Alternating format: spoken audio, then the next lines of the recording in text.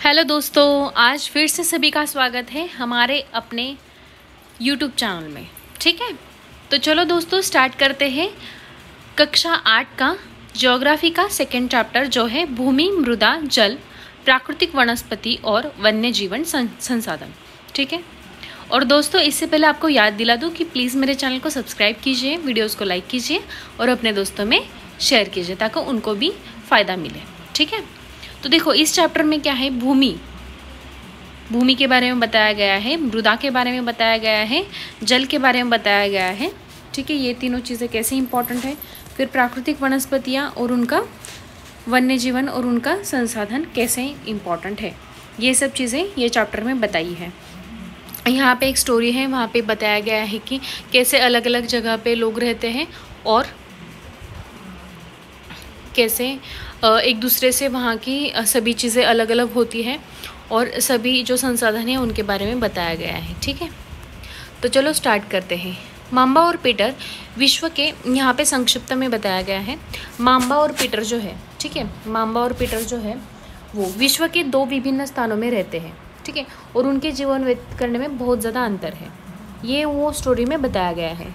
और ये विभिन्नता भूमि की गुणवत्ता, मतलब भूमि की गुणवत्ता कैसी है, ठीक है, उसमें जो पोषक तत्व है वो सब कैसे है, फिर वहाँ की मृदा कैसी है, वहाँ पे जल की उपलब्धता है या नहीं है या कितना है, फिर वहाँ पे जो प्राकृतिक वनस्पतियाँ हैं, प्राणी हैं और प्रौद्योगिकी का कितना उपयोग है, ज़्यादा है या कम है, और वो पर्यावरण के लिए अनुकूल है या प्रतिकूल है। तो इन सारी चीज़ों में दोनों जगह पे भिन्नता है। ठीक है, तो उससे वो लोग डिसाइड कर पाएंगे कि कौन सा रीजन अच्छा है और कहाँ पे बहुत ज़्यादा विविधता है, और कौन सा रीजन जो मानव और पर्यावरण के संबंधों को अच्छे से बनाए रखता है। ठीक है, और इन स्थानों का एक दूसरे से भिन्न होने का मुख्य कारण क्या होता है, संसाधनों की उपलब्धता। मतलब ये सब देखिए हम लोग ने ये सब देखिए ऊपर हम लोग ने, ये क्या है, विभिन्न संसाधन है, तो वो मनुष्य को जीने के लिए वहाँ पे कौन से संसाधनों की उपलब्धता है अलग अलग स्थानों पर, तो वो उससे डिफाइन होता है। ठीक है, क्या आप जानते हैं विश्व की 90% जनसंख्या जो है, ठीक है, मतलब 90% जनसंख्या जो है भूमि क्षेत्र के 30% भाग पर रहती है। ठीक है, मतलब 70% है, मतलब पूरे पृथ्वी की 29% जो ज़मीन है वही ज़मीन है, और बाकी जो है वो क्या है, जल क्षेत्र है। ठीक है, और जो उसमें से 70% जो है, 30% जो है वहाँ पे पूरी जनसंख्या जो विश्व की 90% है वो रहती है, और 70% भूमि पर शेष जो 70% भूमि है, तो वहाँ पे विरल जनसंख्या या वो निर्जन भाग हो सकता है। ठीक है, जैसे कि अंटार्कटिका। ठीक है, फिर है ये जो यहाँ पे हमने संसाधन देखे, भूमि, मृदा, जल, प्राकृतिक वनस्पति, प्राणी, प्रौद्योगिकी, ये सब चीज़ें जो है ये अभी डिटेल में हम लोग देखेंगे। यहाँ पे देखो ऑस्ट्रिया में साल्जबर्ग, ये कैसे सिटी दिख रही है, ठीक है, ये दिखाई गई है। फिर है भूमि। देखो जो सभी महत्वपूर्ण प्राकृतिक संसाधन है, ठीक है, उसमें क्या है, भूमि भी शामिल है। क्या है, भूमि भी शामिल है। और भूपृष्ठ के कुल क्षेत्रफल जो है उसका लगभग 30% भाग पर ही भूमि है। ठीक है, और यही नहीं, इस थोड़े से प्रतिशत के सभी भाग आवास योग्य नहीं है। मतलब मैंने अभी बताया कि 29% लगभग क्या है, भूमि है। ठीक है, और 71% क्या है, जल या महासागरों से भरा है। ठीक है, और इनमें से सभी ज़मीन क्या रहने योग्य नहीं है, इसमें से थोड़ी ही भूमि जो है वो रहने योग्य है। ठीक है, मतलब 30% भाग ही रहने योग्य है। ठीक है, मुख्यतः भूमि और जलवायु जो है, भूमि ये हुआ और जलवायु, इनके भिन्न भिन्न जो लक्षण होते हैं उसके कारण क्या होता है, विश्व के विभिन्न भागों में जनसंख्या का वितरण असमान पाया जाता है। ठीक है, जैसे कि मैंने पहले भी कुछ चैप्टर्स में बताया था कि मैदान है, तो मैदानी प्रदेशों में क्या होता है, ज़्यादा सघन जनसंख्या होती है, ताकि वहाँ पे जो संसाधन अवेलेबल होते हैं तो वो बहुत ज़्यादा होते हैं। ठीक है, तो तो इसकी वजह से वहाँ पे ज़्यादा लोग रहते हैं। और कहीं कहीं पहाड़ी इलाका होगा तो वहाँ पे संसाधनों की कमी रहेगी, वहाँ पे रोड्स नहीं होते होंगे, वहाँ पे पानी की कमी होती होगी, बहुत सारी चीज़ें हैं, ठीक है। यातायात का कोई साधन नहीं होगा, तो इसके लिए वहाँ पे लोग कम बस जाते हैं, ठीक है। तो इसके लिए यहाँ पे क्या बोला है कि विश्व के विभिन्न भागों में जनसंख्या का वितरण असमान रूप से पाया जाता है, ठीक है। फिर देखो उबड़ खाबड़ स्थलाकृति, क्या बताया है, उबड़ खाबड़ स्थलाकृति, पर्वतों की तीव्र ढाल, जलाक्रांत संभावित निम्न क्षेत्र। उबड़ खाबड़ स्थलाकृति मतलब जहाँ पे उबड़ खाबड़ है ऐसे, ठीक है, मतलब पठार है, पठार मतलब वैसा नहीं, लेकिन वहाँ पे रहने योग्य ज़मीन नहीं है वैसे। फिर जलाक्रांत संभावित निम्न क्षेत्र मतलब जहाँ पे जल आ सकता है, मतलब दलदली क्षेत्र ऐसा। फिर है मरुस्थल, जहाँ पे जैसे कि राजस्थान या लद्दाख, ये सब क्या हुए, मरुस्थल हुए, ठीक है। और सघन वन जो है, बहुत ज़्यादा जहाँ पे वन रहते हैं तो वहाँ पे क्या होता है, सामान्यतः विरल अथवा निर्जन होता है वो, ठीक है। और एक सबसे बड़ा मरुस्थल जो है, विश्व का सबसे बड़ा मरुस्थल कौन सा है, अंटार्कटिक, ठीक है। आपको जानकर आश्चर्य होगा कि अंटार्कटिक सबसे बड़ा मरुस्थल है। आप बोलेंगे कि वहाँ पे बर्फ़ है, वो तो मरुस्थल नहीं, लेकिन वो सबसे ठंडा और विश्व का सबसे बड़ा मरुस्थल है, ठीक है।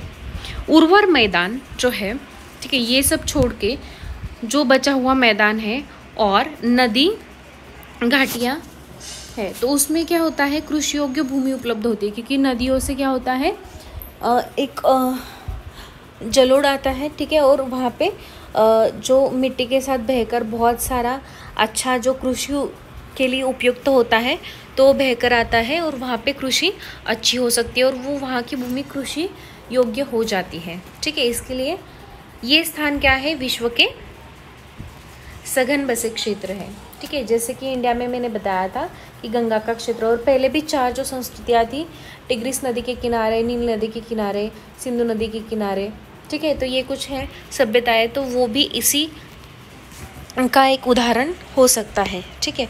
अभी भूमि क्या है ये देखा हमने, अभी भूमि के उपयोग क्या है वो देखते हैं। भूमि का उपयोग जो है वो विभिन्न कार्यों के लिए किया जाता है, ठीक है। जैसे कि कृषि है, वानिकी है, खनन है, सड़क है, उद्योगों की स्थापना के लिए, तो कृषि के लिए भी भूमि का उपयोग किया जा सकता है, वानिकी के लिए, फिर खनन के लिए उपयोग किया जाता है, सड़कों के लिए उपयोग किया जाता है, जैसे कि अच्छा मैदानी प्रदेश हो तो वहाँ पे सड़क बन जाती है, या पर्वतीय क्षेत्रों में भी हम लोग सड़कें बना सकते हैं, ठीक है। फिर उद्योग की स्थापना के लिए भूमि का होना ज़रूरी है, साधारणतः इसे भूमि का उपयोग कहते हैं, ठीक है। फिर उदाहरण में जो पीटर और माम्बा की कहानी वो बताया था। भूमि का उपयोग भौतिक कारणों द्वारा निर्धारित किया जाता है, ठीक है। किसके द्वारा निर्धारित किया जाता है, भौतिक कारकों द्वारा। तो ये भौतिक कारक क्या है, तो ये भौतिक कारक है, देखो स्थलाकृति, स्थलाकृति कौन सी है, ठीक है, पर्वत है, पठार है, मैदान है, क्या है, ठीक है, उसको स्थलाकृति बोलते हैं। ये एक भौतिक कारक हुआ, उससे डिसाइड होता है कि भूमि का उपयोग कैसे किया जाए। अगर मैदान हो तो वहाँ पे कृषि योग्य भूमि होगी, अगर पर्वतीय क्षेत्र है तो उसका उपयोग अलग तरीके से करना होगा, ठीक है। फिर मृदा कैसी है, उससे उपयोग उसका डिसाइड हो सकता है, ठीक है। अगर वहाँ पे थोड़ी उबड़ खाबड़ हो तो वहाँ पे जैसे कि ड्रैगन फ्रूट अच्छे से आ सकता है, और बहुत ज़्यादा उपजाऊ हो मृदा तो वहाँ पे कोई भी हम लोग चीज़ उसे उगा सकते हैं वहाँ पे।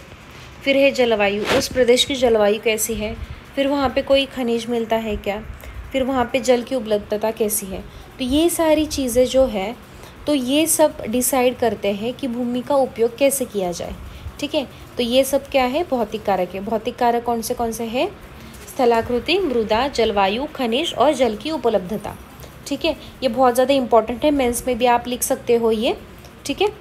फिर है मानवीय कारक, जैसे कि मानवीय कारक देखो कौन से हैं, जनसंख्या और प्रौद्योगिकी भी भूमि के उपयोग प्रतिरूप के महत्वपूर्ण निर्धारक है, ठीक है।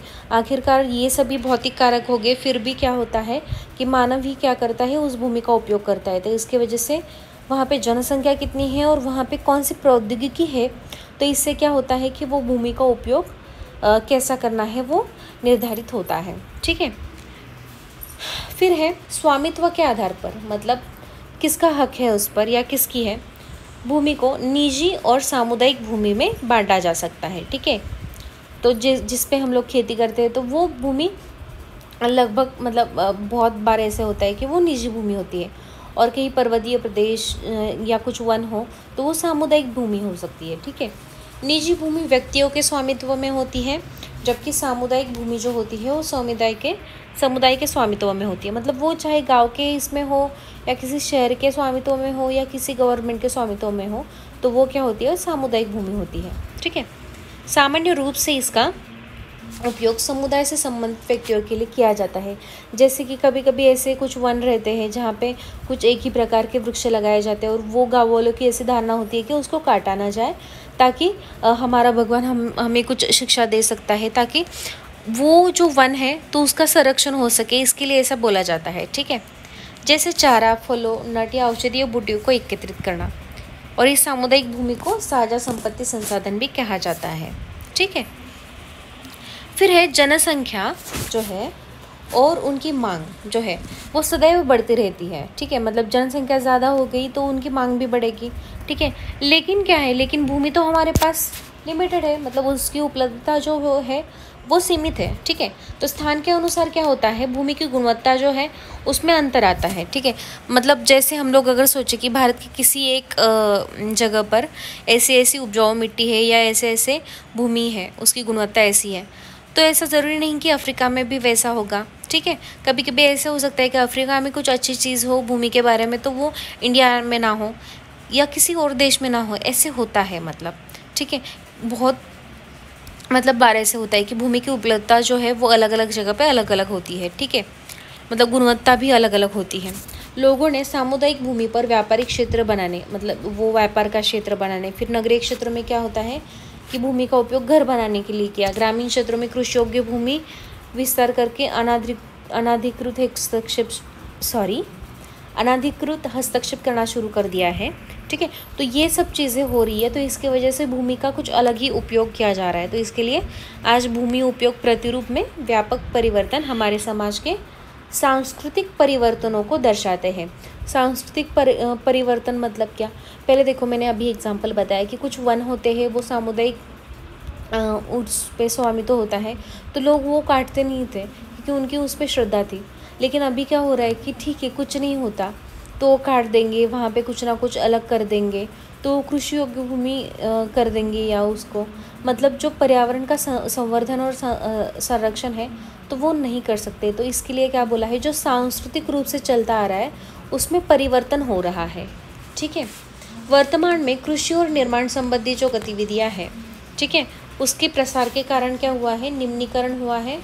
ठीक है, फिर भूस्खलन हो रहा है। भूस्खलन मतलब क्या, ज़मीन खिसक जाना। फिर मृदा का अपरदन हो रहा है, मतलब वहाँ के पेड़ काटे तो मृदा चली जाती है वहाँ से, एक तो पानी की बहाव की वजह से या पवन की वजह से। फिर मरुस्थलीकरण हो रहा है, मतलब वो पेड़ काटे जाएंगे तो वहाँ पे मृदा मतलब कोई भी चीज़ लगाने लायक नहीं रहती, मतलब उसका निम्नीकरण होता है। फिर भूस्खलन, मृदा अपरदन, ये सब चीज़ें होने के बाद एट द एंड क्या होता है, वो ज़मीन मरुस्थल बन जाती है। ठीक है, तो ये सब चीज़ें हमारे पर्यावरण के लिए मुख्य खतरा साबित हो रही है।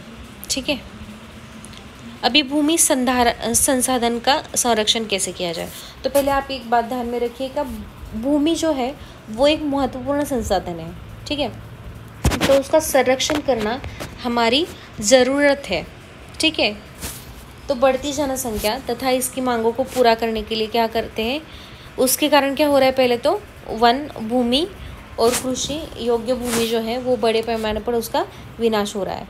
ठीक है, तो ऐसे भी है कि वन काट के वहाँ पे कृषि करे, तो आप बोलोगे कि नहीं इसका तो सही उपयोग हो रहा है, तो वैसे नहीं, वन भी बहुत ज़्यादा इम्पॉर्टेंट है क्योंकि वो पर्यावरण के विभिन्न रूप है। ठीक है, मतलब वो भी ज़रूरी है, सभी चीज़ें ज़रूरी है, एक अन्न श्रृंखला या बहुत सारी चीज़ें मैटर करती है। ठीक है, तो वन भूमि जो है और कृषि योग्य भूमि उसका बड़े पैमाने पर विनाश हो रहा है। कभी कभी कृषि योग्य भूमि पर और कुछ चीज़ें की जाती है, तो इससे क्या होता है कि प्राकृतिक संसाधन जो है भूमि, ठीक है, तो वो समाप्त होने का डर पैदा होता है, और इसलिए विनाश की वर्तमान दर को अवश्य ही रोकना ज़रूरी है। ठीक है, तो इसके लिए क्या करना पड़ेगा, वनारोपण करना पड़ेगा, मतलब वो जो बंजर भूमि है, मरुस्थल है, तो वहाँ पे वन का मतलब वनारोपण मतलब पेड़ लगाना ज़रूरी है। फिर भूमि उद्धार, किसी भी रूप में चाहे आप वन का उद्धार कर सकते हैं। फिर रासायनिक कीटनाशक और उर्वरकों को विनियमित उपयोग, मतलब जितना चाहिए उतना ही, ज़्यादा उसका उपयोग ना करके, ठीक है। जो भी गोबर है, खाद है, नॉर्मल चीज़ें नेचुरल है, तो वो उसका उपयोग करके हम लोग ये कर सकते हैं। फिर अतिचारण पर रोक, ठीक है, तो अतिचारण भी इसके लिए घातक हो सकता है। तो इससे कुछ हम ऐसे कुछ तरीका है, तो उससे हम क्या कर सकते हैं, संरक्षण कर सकते हैं। फिर है मृदा। तो पृथ्वी के पृष्ठ पर दानेदार कणों के आवरण जो होती है, तो उसकी पतली परत जो होती है उसको क्या कहा जाता है, मृदा कहा जाता है। और ये क्या होती है, भूमि से निकटता से जुड़ी होती है। मतलब ये भूमि है तो उस पर दानेदार कण जो होते हैं, ठीक है, तो उसको क्या बोलते हैं, मृदा बोला जाता है, ठीक है।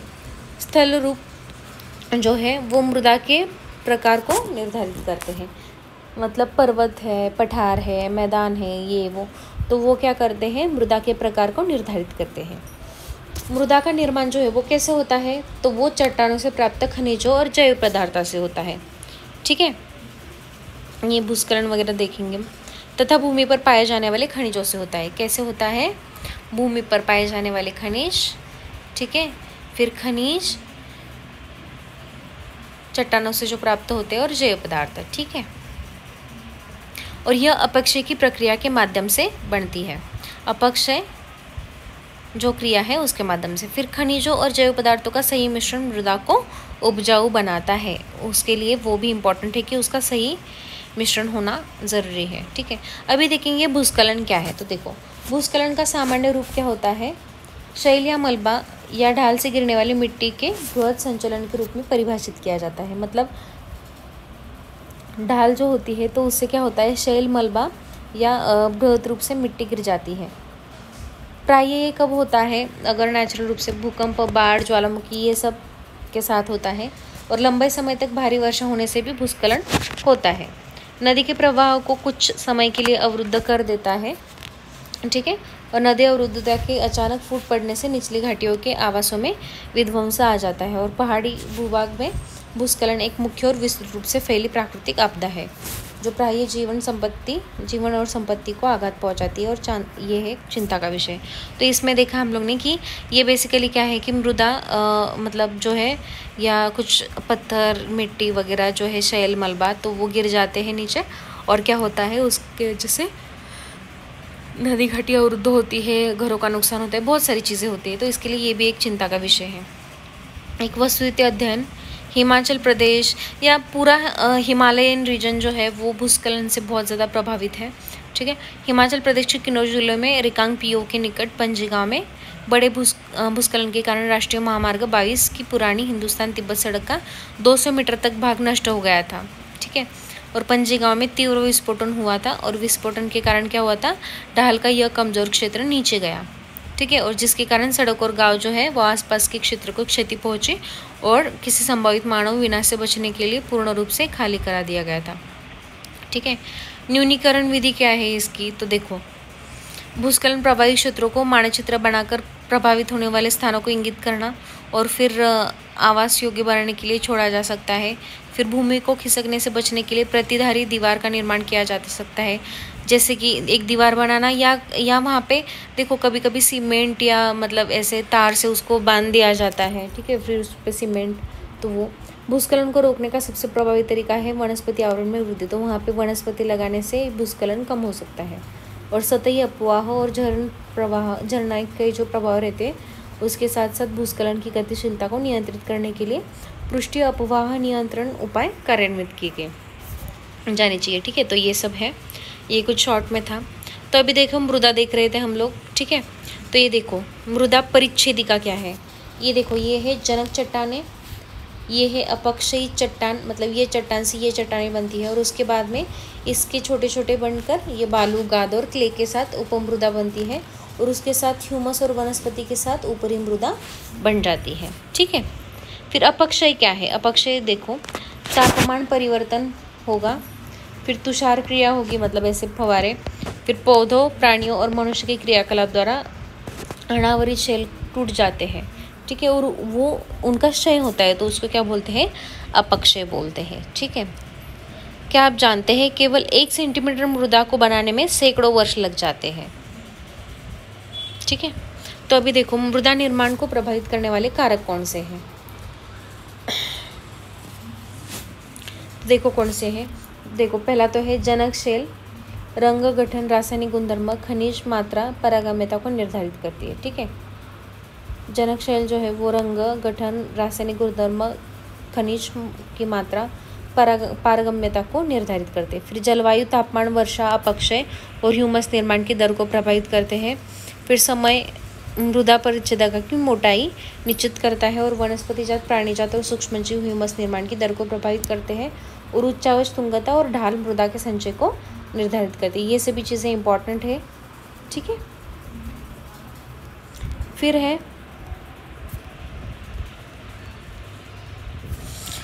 मृदा निर्माण के कारक कौन से हैं।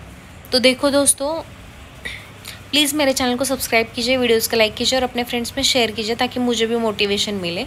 ठीक है, मृदा निर्माण के कारक कौन से हैं। तो देखो मृदा निर्माण के मुख्य कारक है जनकशैल का स्वरूप और जलवायु कारक है। ठीक है, मतलब जो जनकशैल है वो कौन सा है, तो वो डिसाइड करेगा कि मृदा कैसे निर्माण होगी। और फिर वहाँ का जलवायु कैसा है। ठीक है, वहाँ का जलवायु कैसा है। फिर मृदा निर्माण के अन्य कारक जो है वो कौन से हैं। स्थलाकृति, कैसी स्थलाकृति है वहाँ पे, जैव पदार्थों की भूमिका कैसी है, और मृदा निर्माण के संगठन में कितना समय लगा है। तो इससे वो डिसाइड होता है कि मृदा कैसे निर्माण होगी। तो ये अलग अलग स्थानों पर विभिन्न हो सकता है। ठीक है,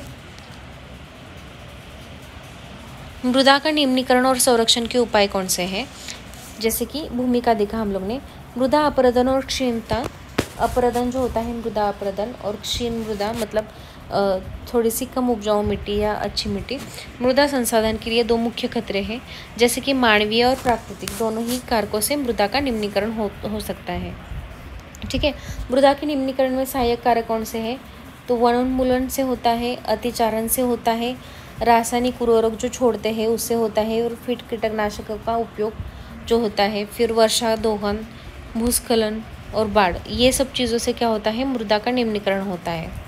तो मृदा संरक्षण कैसे किया जाए। तो अलग अलग जगहों पे अलग अलग तरीके से मृदा का संरक्षण करना ज़रूरी है, क्योंकि स्थलाकृति भी क्या करती है, नियंत्रण करती है। ठीक है, फिर मल्च बनाना। देखो पौधे जो होते हैं उनके बीच अनावृत भूमि जो होती है वो जैव पदार्थ जैसे कि घास फूस से ढकी दी जाती है। इससे क्या होता है, मृदा की आर्द्रता रुक जाती है, मतलब मृदा में आर्द्रता कम बनती है। ठीक है, मृदा में आर्द्रता रुक जाती है। फिर है वेदिका फार्म, जैसे कि चौड़े समतल सोपान अथवा वेदिका तीव्र ढालों पर बनाए जाते हैं।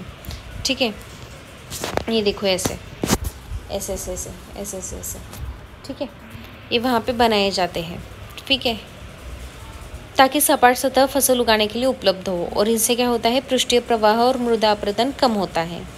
फिर है समोच्च रेखीय जुताई। ये देखो यहाँ पे दिया है समोच्च रेखीय जुताई, मतलब एक पहाड़ी ढाल पर समोच्च रेखाओं के समानांतर जुताई ढाल से नीचे बहते जल के लिए एक प्राकृतिक अवरोध का निर्माण करती है। ठीक है, मतलब यहाँ पे एक जैसे प्राकृतिक अवरोध का निर्माण किया है। ठीक है, यहाँ पे एक प्राकृतिक अवरोध का निर्माण किया है वैसे। ठीक है, फिर क्या है, रक्षक मेखला। ये देखो यहाँ पे है रक्षक मेखलाएं। ठीक है, ये है रक्षक मेखलाएं। ठीक है, तटीय प्रदेश जो है तो वहाँ पे पानी आने की वजह से क्या हो सकता है, मृदा निम्नीकरण। तो तटीय प्रदेशों में ऐसे मेखलाएं लगाने से क्या होता है, मतलब पेड़ वहाँ पे रक्षण होता है। शुष्क प्रदेश में पवन की गति और तटीय प्रदेशों में पानी के बहाव को रोकने के लिए वृक्ष कतार में लगाए जाते हैं ताकि मृदा आवरण को बचाया जा सके। ठीक है, फिर क्या है, समोच्च रेखीय रोधिकाएँ। ठीक है, समोच्च रेखाओं पर रोधिकाएँ बनाने के लिए पत्थर, फिर घास और मृदा का उपयोग किया जाता है। उसके ही समान है रोधिकाओं के सामने जल एकत्र करने के लिए खाइयाँ बनाई जाती है ताकि वो जल डायरेक्ट यहाँ पे ना आए, वो खाई में जमा हो। ठीक है, तो वो पानी का उपयोग भी किया जा सकता है अच्छी तरीके से। चट्टान बांध क्या होता है, यह जल के प्रवाह को कम करने के लिए बनाए जाते हैं। ये नालियों की रक्षा करते हैं और मृदा क्षति को रोकते हैं। फिर क्या है, बीज की फसल उगाना, जैसे कि वर्षा दोहन से क्या होता है, मृदा सुरक्षित रखने के लिए क्या करते हैं, अलग अलग समय पर भिन्न भिन्न फसलें एकांतर कतार में उगाई जाती है। तो बीच में जो मृदा का अपरदन हो सकता है तो वो भी कम हो जाता है। ठीक है, क्या आप जानते हैं वर्ष 1975 में मानव उपयोग के लिए जल की खपत 3850 घन किलोमीटर पर वर्ष थी, जो 2000 में बढ़कर क्या हुई है 6000 घन किलोमीटर पर वर्ष। ठीक है, तो अभी आप जान सकते हैं, लगभग तुलना कर सकते हैं कि 2024 में कितनी हो गई होगी। ठीक है, उसके बाद है जल। जल एक महत्वपूर्ण नवीकरणीय प्राकृतिक संसाधन है